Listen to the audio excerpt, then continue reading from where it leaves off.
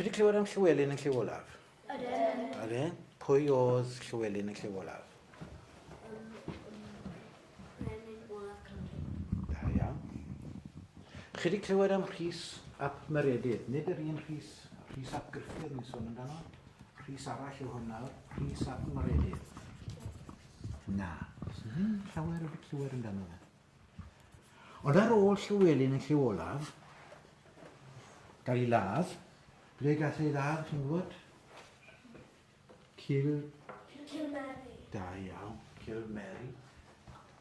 Oedd nhw'n ar yr bryn, a oedd y Saeson yn dod, a oedd nhw oedd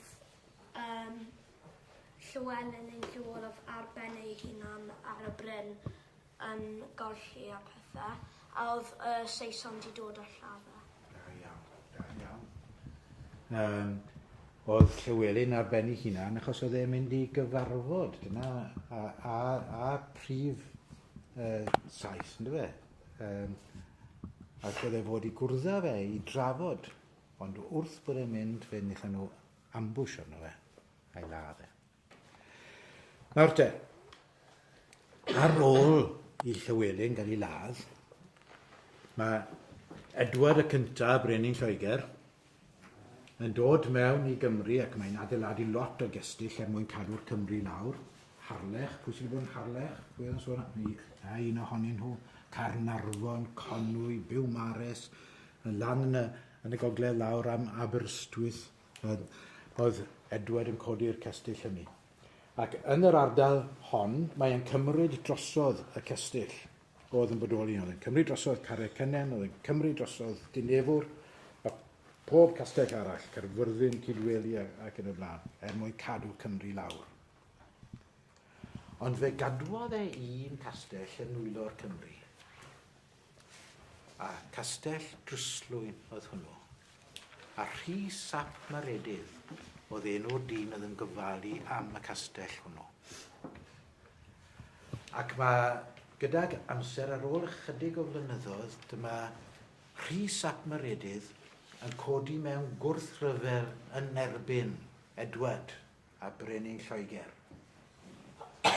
Ac mae e yn mynd trwy dde Cymru, mae'n cipio lot o'r castell yma, mae'n cipio castell Aberteifi, mae'n cipio castell fel Dinefwr a Carreg Cynnen. Ond oedd Edward y cyntaf a'r holl grym technolegol modern Lloegr a'i cyfoeth mawr yn ormod. Ac fe ddaethon nhw i Dryslwyn, lle oedd y bobl yn sefyll yn gadarn dros Rhys ap Meredydd, nag oedd e'n ei hunan, ac fe defnyddiwyd arfe mawr modern yma i chwarae castell Dryslwyn. Ar ôl hynny, maen nhw'n adeiladu tre yn top, os bydden ni wedi mynd i Dryslwyn, fe wylwch chi olion tre tu fas y castell hynny, a oedd y dre yn arfer bod yna, dim ar ôl nawr. Beth ddigwyddodd wedyn ni? Chi wedi clywed am Owain Glyndŵr? Ie. Fe ddath Owain Glyndŵr lawr i'r ardal ac fe ath e mewn i'r castell, fe gath ei wachodd mewn i'r castell, ond bore drannoeth mae e'n cymryd drosodd y castell yn ei wrthryfel yn erbyn Lloegr. A dyma e'n dal y castell hyd diwedd y gwrthryfel. Ar ôl gwrthryfel Owain Glyndŵr, ar ôl i'r cyfan ddod i ben, mae brenin Lloegr yn penderfynu, mae castell Dryslwyn yn ormod o broblem. A castell eraill hefyd yn Dryslwyn.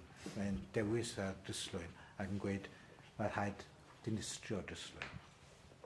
Ac fe eithon nhw ati'n fwriadol, o achos bod Dryslwyn wedi achosi gymaint o drafferth iddyn nhw, yn y gorffennol, beth yn ati fwriadol i dynnu Dryslwyn lawr garreg wrth garreg, mynd a bwrw'r cerrig lawr, a gadael jyst beth i chi'n gweld yn y nawr. Dyna pan dinistriwyd Dryslwyn.